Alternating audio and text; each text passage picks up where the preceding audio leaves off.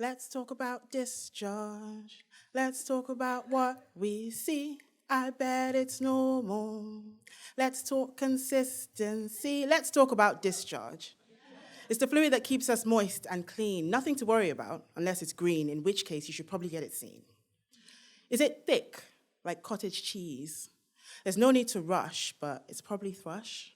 Not an STI, but it does need treating, especially if it's itching. A simple cream and pessary is all that's necessary. And if it's not your first time, get it from the pharmacy.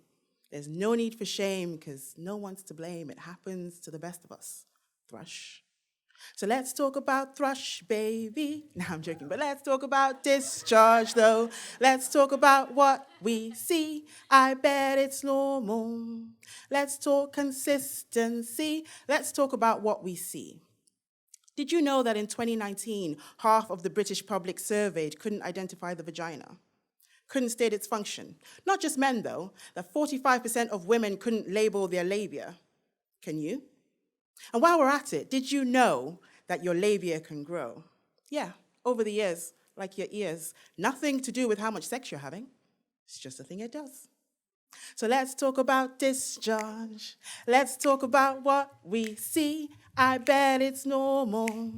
Let's talk consistency. I bet it's normal. Long, short, pink, brown, your labia is normal.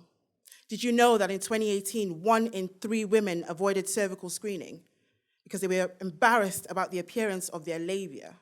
Didn't want to send the nurse screaming, so they took the chance on cancer. Porn has distorted our views, sent insecurities through the roof, and that's just no good. So here's what we do. We talk about discharge. We talk about what we see. We say it's normal. We talk consistency. We talk consistently about the language used to describe the female anatomy. Step away from slang terms that misinform, fake words that reduce my autonomy. Because I don't have a muff, a flower, or a penis flytrap. I've got a vulva made up of a labia, urethra, and clit. I cannot see my vagina without a medium-sized speculum, some lube, and a mirror. I'd need kit. For as long as myths and legends exist, unrealistic expectations we place on our bodies persist. Young women going under the knife for labiaplasties, cutting away at individuality. Now, I'm not saying our identities are attached to our structures, but we must detach from these societal constructs where perfection fits in narrower and narrower spaces.